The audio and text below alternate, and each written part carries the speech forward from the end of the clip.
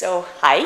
Hi. Maybe you could start out by telling me your name and your age. My name's Denise Foss, and next month I'll be 62. I have a couple kids, grown kids, a 32-year-old and a 30-year-old. About to be a grandma in December. Congratulations. My first. Congratulations. So yeah, it's a good time in my life. Oh, that's great. How long have you been in Lander? I've been here 19 years, actually. Moved here from Florida. Okay. Love it. Great. And what do you do for work? I'm an occupational therapist up at the Wyoming Life Resource Center. Okay. And that's what brought me here. Okay, super. Do you have an athletic background?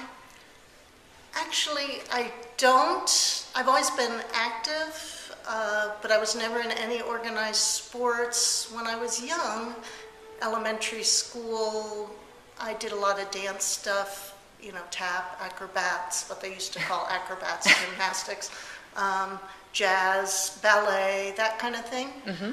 But I was never in any organized sports per se. But I've always loved to be outdoors and take classes until I started working out with Steve. Over the years in my adult life, I have taken a lot of classes like jazzercise and hula dancing and yoga and that kind of thing. So I was active that way, but I've never considered myself athletic in any way. Okay, that's interesting. For the record, you are. but thank you. When did you start training at Elemental Fitness? I've been working out with Steve since November 2007. Wow. And most of the time, twice a week. What inspired you to start training? I think it was a little bit kind of knowing I was getting older, wanting to be strong and fit so I could be independent, and knowing that having some real guidance from a strength perspective, I think actually brought me to the gym. What have the benefits been? I feel strong. It's inspired me to try a lot of new things that I never dreamed in a million years I would try. And with each thing I accomplish, I feel more confident. So it's actually been fabulous. Great. Would you mind sharing a few of those things that you never thought you'd do before that you've done? The first thing that I did, and it was probably 4 years ago, was I decided to walk the Lander Half Marathon. Mm-hmm. And at that time, I'd never walked 13 miles. I love to walk, and so I felt confident I could do it, But so I did that for a couple years, and that was really the only thing I did.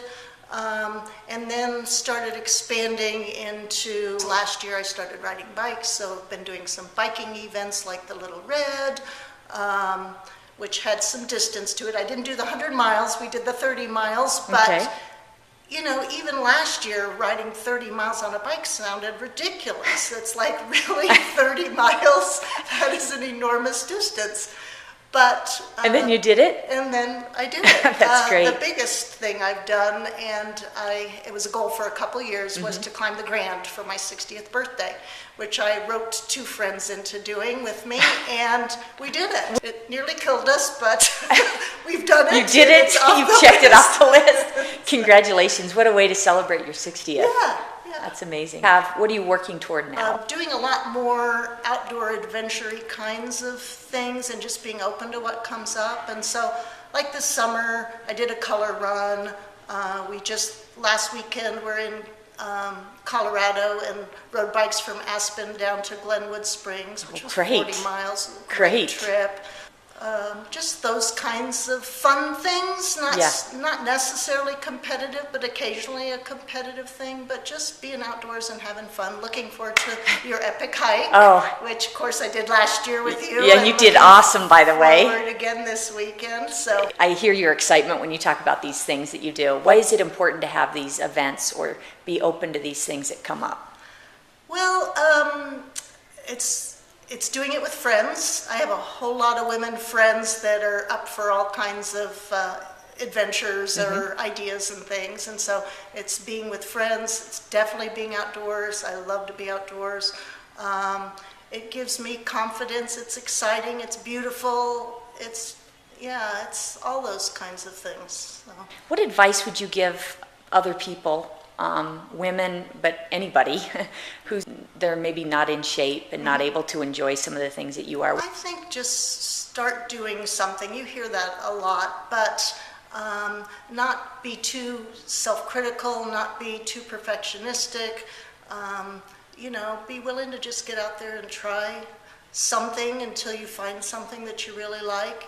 Take classes, hire a trainer, just find something that fits with you, and, be willing to start small, and even if some things seem like you could never do them, at some point you might. And even like last year, I remember I was riding bikes with Judy.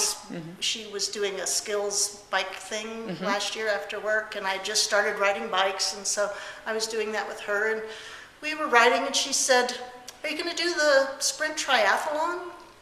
And I'm like, "No, that's crazy." Not even knowing what a sprint triathlon was. I was thinking triathlon, and those crazy people that swim forever, ride forever, run forever. Yeah, right. Yeah. And but after she said that, I happened to see a poster on, a business's thing, and so I kind of looked at it, and it said, swim half a mile, ride the Baldwin Squaw Creek Loop, and then run a 5K, which is 3 miles. And I thought, well, that's possible. And so I did it last year, and it was fun, and I did it again this year. That's great. But honestly, my initial reaction was, that's nuts. Yeah. So, we tell ourselves a lot of things like, I could never do that, that's crazy, and that kind of thing. But really, if you just open yourself up to some possibilities, and when I enter things, I think, well, the worst that can happen, other than getting hurt, is that I don't finish. And if I don't finish, that's not the end of the world. Yeah, so the key is to start, right? It sounds like. Just start, yeah. Okay. Yeah. Thank you for sharing that.